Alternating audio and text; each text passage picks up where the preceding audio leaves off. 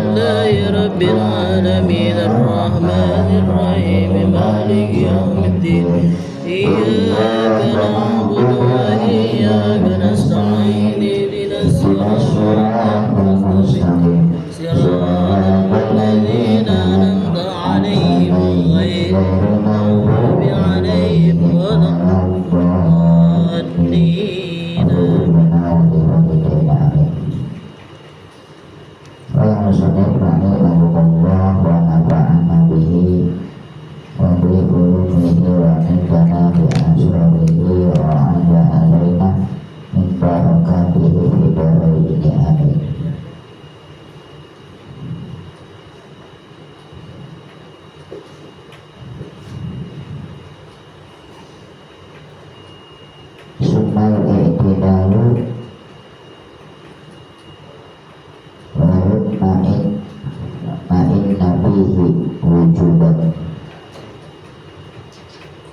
kemudian summa iktidal itu bangun dari ruku, makanya iktidal sami Allahu liman hamidah Rabbana lakal hamdu mil'us samawati wa mil'ul ardi wa mil'u ma syi'ta min syai'in ba'du. Itu kalimat doa yang dibaca ketika iktidal. Aidan kembali berdiri ilmakan qabla ruku, yaitu berdiri tegak. Jadi setelah ruku bangun, nah ini namanya iktidal. Iktidal ini sampai berdiri sebelum iktidal, artinya makan qabla itu seperti sebagaimana berdiri tegak sebelum ruku, namanya iktidal bangun. Min qiyamit al-qu'udin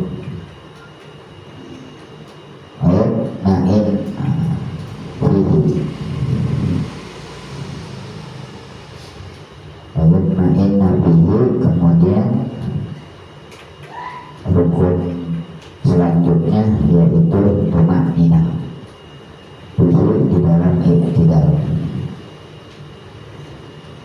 diam sebentar di dalam rukun, di dalam iktidal disebut dengan tumakninah.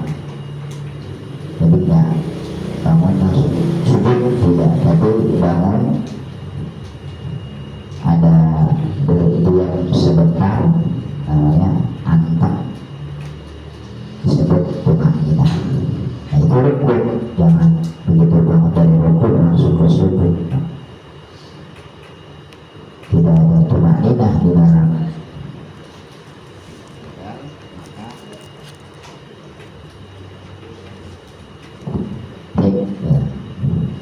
Bila ada tumakninah dalam iktidal, maka batal. Wujudan wajibul iktidal.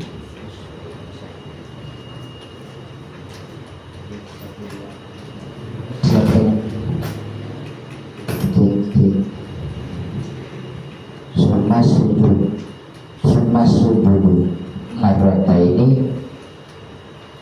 Kemudian setelah iktidal di dalam dan tumakninah di dalam iktidal dilanjutkan dengan summa sujud, yaitu kemudian sujud. Nah sujud ini ala jabahati ma'a kasifi syai'in minha. Yang dinamakan sujud itu di sini, ini di batuk, ini di jidat.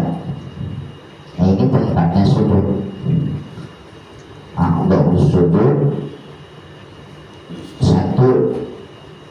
2, 3, 4, 5, 6, 7, 8 kaki ini bagian kodamai. Ini anggota sujud. Ini dan jari-jari kaki itu anggota sujud. Kalau kita sebut kalau ininya nggak tepat, maka batal sujudnya, tidak sah. Disebut prakteknya bukan cuma nunjuk gitu, tapi anggota ketujuh ketika dalam bersujud ini wajib nempel. Di sini disebutkan yaitu sujud adalah al-jabhatu. Apa namanya sini kalau kita mah jidat ya. Nah, jidat ini kalau ada pecinya jangan sampai menutupi jidat. Maka peci ini jangan begini. Kalau peci begini kita sujud, sujud di peci nggak sah. Kok nggak sah? Karena peci kita pakai, kita bawa bergerak ketika sholat. Sesuatu yang kita pakai sujud dan sesuatu itu bergerak dalam keadaan sholat, maka bukan dinamakan tempat. Ketika sujud bukan di tempat sujud, maka batal atau tidak sah sujud. Makanya kalau kita lagi sholat peci nggak apa-apa, kalau lagi nampak begini pakainya nggak apa-apa, nampak namanya. Tapi kalau ketika sholat ini usahakan dibuka sampai mana batas keluarnya rambut. Ini berarti tidak. Nah, ketika sujud ininya nempel ke tempat sujud.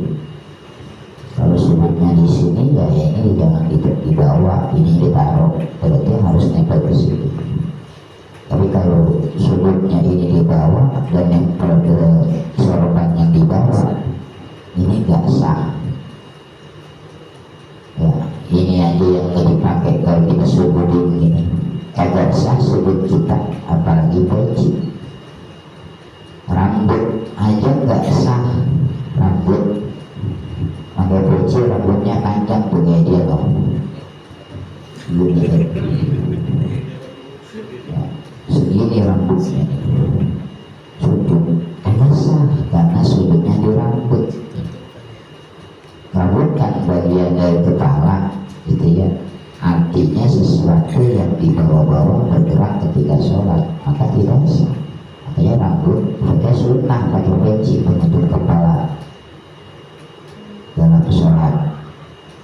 Ketika baca Quran aja pakai peci sunnah, jangan terbuka. Sama lagi di WC juga, di WC pakai penutup. Dokter diberakin kencingin sama setan, minal khobais.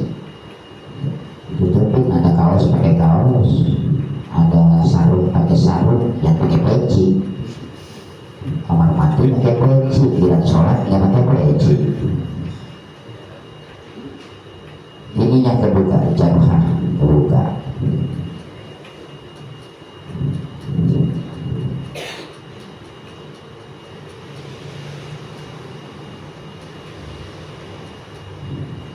Kemudian wa'ala batinil kafaihi, dan ininya juga termasuk bagian anggota sujud. Batinil kafaihi, bagian dalam telapak tangan, dua telapak tangan ini anggota sujud, makanya harus gitu. Ada apa aja yang menyingkir yang kira-kira membuat telapak tangan ini tidak tetap pada sesuatu tempat sholat, singkirkan. Itu jadi sorban, jangan di singkir gitu. Biasanya kan sorban panjang ngampleng-ngampleng itu sunnah pakai sorban, tapi ketika sholat jadi masalah kalau nggak ngerti. Dua telapak tangan ala batinil kafaihi wala rukbatayhi, kedua dan kul. Ini anggota sujud, makanya ketika sujud kagak boleh ini yang ngambang. Kalau ngambang kayak kodok, duduk batuk ke bawah, ininya ngangkat, ini telapak tangannya nempak, bukannya sujud namanya, kodok melompat. Kemudian ala rukbatayhi wala atrafi butunil asabi'i qadamaihi, ujung dari jari-jari kaki, berarti ini tengah manis apa telunjuk kaki kelingking apa ya bisa selamat dipraktekkan juga kalau yang dipraktekkan ini. Nah ini sudutnya ininya nih kaki saya dulu ini gini, ini jangan gini atau begini, ini nggak sah kayak gini. Ini yang bermaksud bukan ininya tapi ininya ya jadi gitu. Nah ini tepat enggak gitu. Nah kecuali memang lekuk lagi di sebelah lain ya ceritanya. Menempang alih ada belanting itu sakit berarti ya ditepakin tapi jangan nanti andes gitu. Jelas ya ini nggak boleh ini satu letak satu begini ya nggak boleh. Kalau begini gimana nggak apa-apa ya begini nggak apa-apa masih termasuk bagian dari sebutnya mungkin jangan ditekuk ke dalam atau ngambang. Ketika dia ngambang maka batal karena anggota sujud ada yang tidak digunakan ketika sedang sujud. Dia anggota tapi nggak disebut anggota tapi nggak diajak, bukan anggota berarti. Kalau orang karena kalau ibarat mobil kipingnya sebelah yang dibawa bannya bisa jalan karena ini mau jalan kan bannya dikambangin mau nyampe kemana dua-duanya dikambangin ke jalan. Itu anggota sujud ada 7. Satu ini harus terbuka, dua telapak tangan harus nyentuh pada anggota tempat sujud, kedua dengkul dan kedua ujung telapak kaki atau gerigi jari-jari dari jari-jari kaki.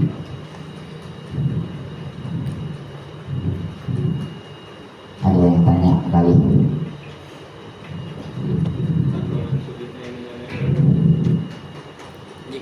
Gitu. Iya kalau itu kalau laki kan terbuka ini. Ya kalau gini bukan berarti boleh, tapi sempurnanya gini. Itu kalau ini kan deket begini kan. Artinya kalau begini angkatnya kan aja, maaf tadi lupa. Ini nggak boleh deket, sujud dekat ini.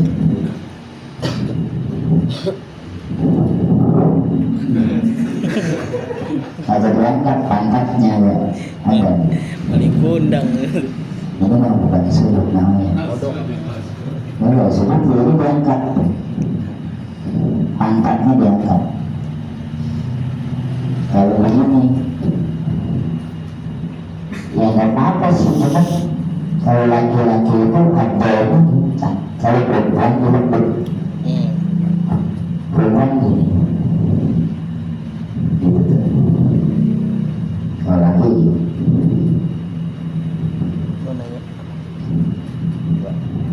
ya cara atau tingkah ketika sujud laki-laki dan perempuan juga ada perbedaan.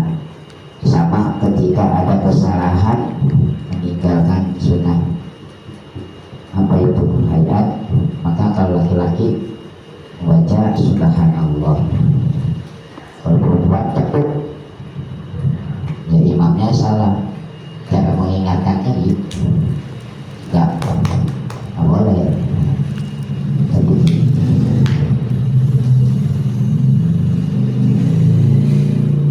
maka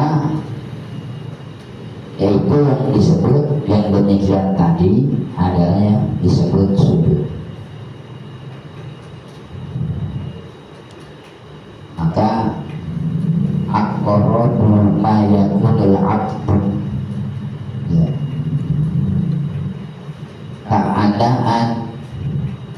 paling dekat seorang hamba ila rabbihi terhadap apa Tuhannya itu dalam keadaan sujud.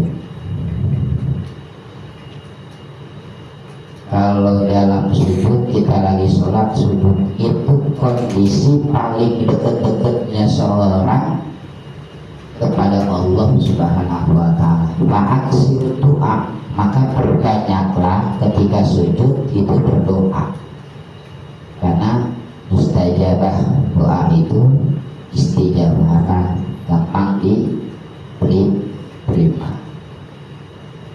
Minta kepada Allah di dalam sujud itu doa, ya Allah, Allahumma rabbana atina fid dunya hasanah, boleh. Tapi dalam keadaan ruku maka perbanyak azimu robba. Ketika kita ruku agungkan Allah sebanyak-banyaknya, subhana rabbiyal azimi wa bihamdi.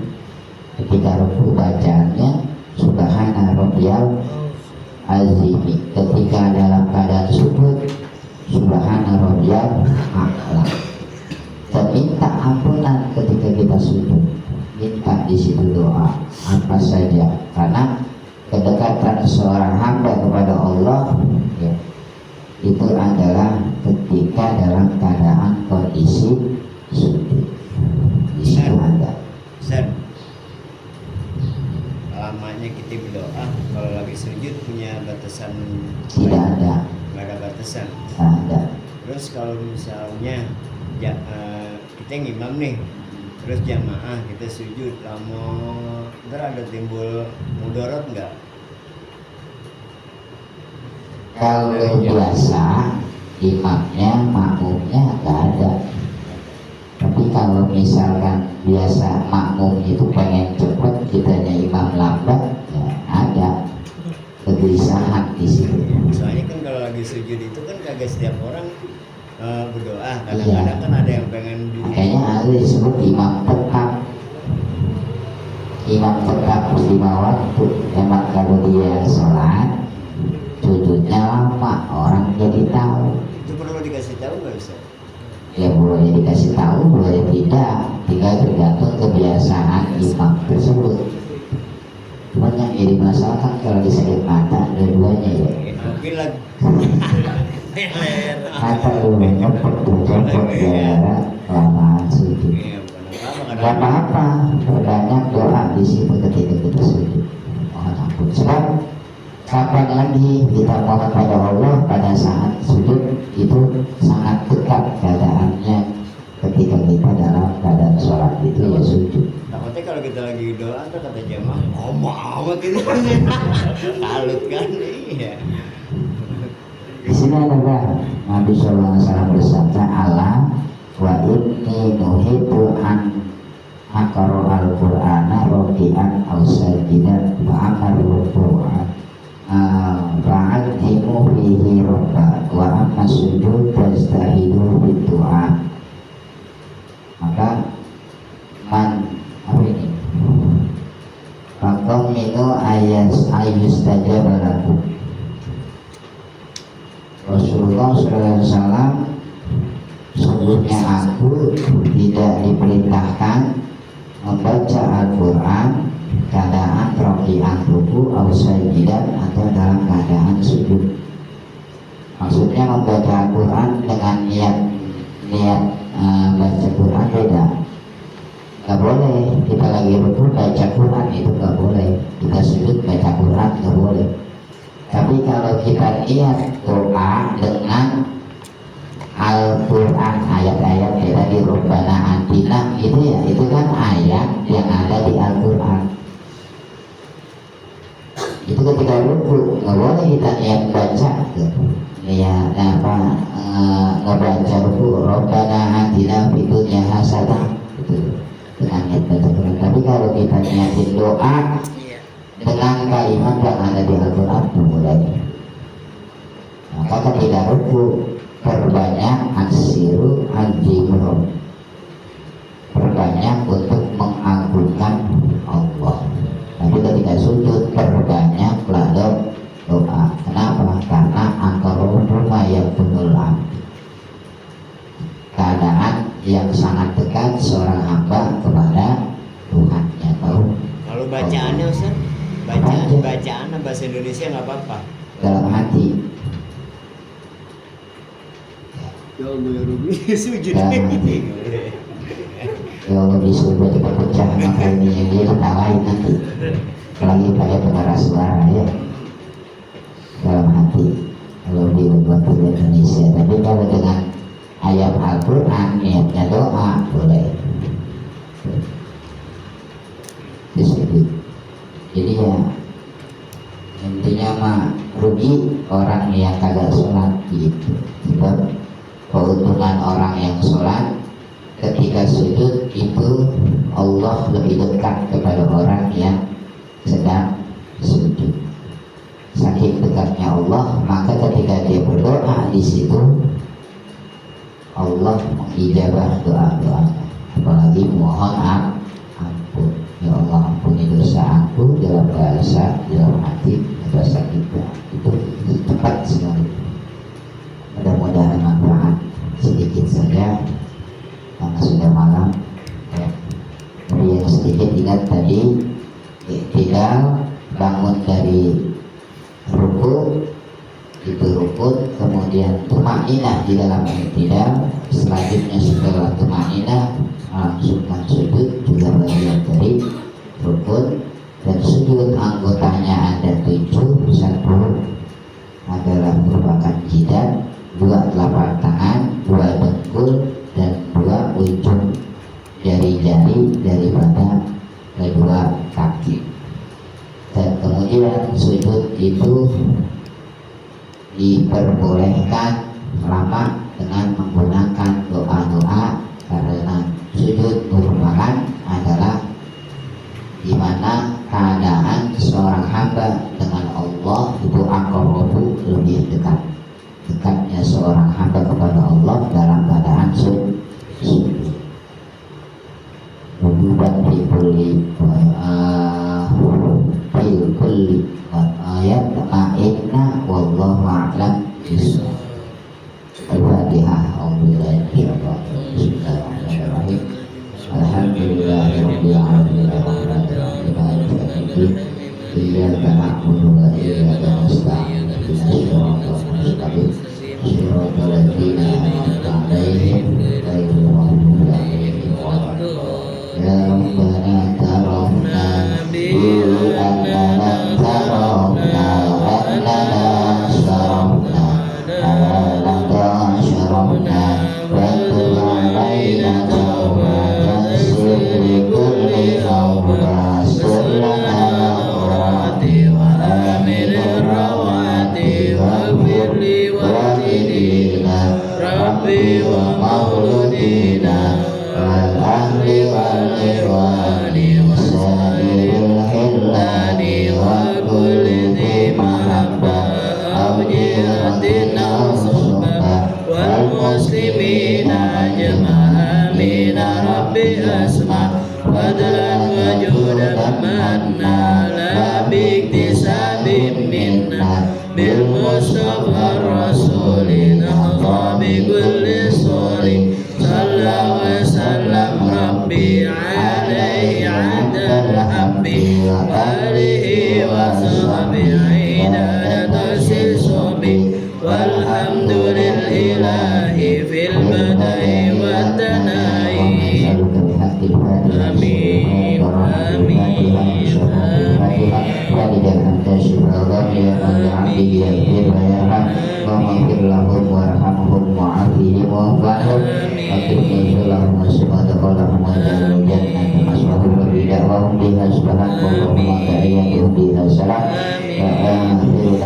Alhamdulillahirabbil alamin. Asyhadu an la ilaha illa anta astaghfiruka wa atubu ilaik. Assalamualaikum warahmatullahi wabarakatuh. Waalaikumsalam. Jemaah dari selamat sesudah cara mengajar kita pada kesempatan malam ini saya sebagai pengajar dan pengajar maaf yang sia-sia saya ingin belajar fikir ini. Assalamualaikum warahmatullahi wabarakatuh. Waalaikumsalam.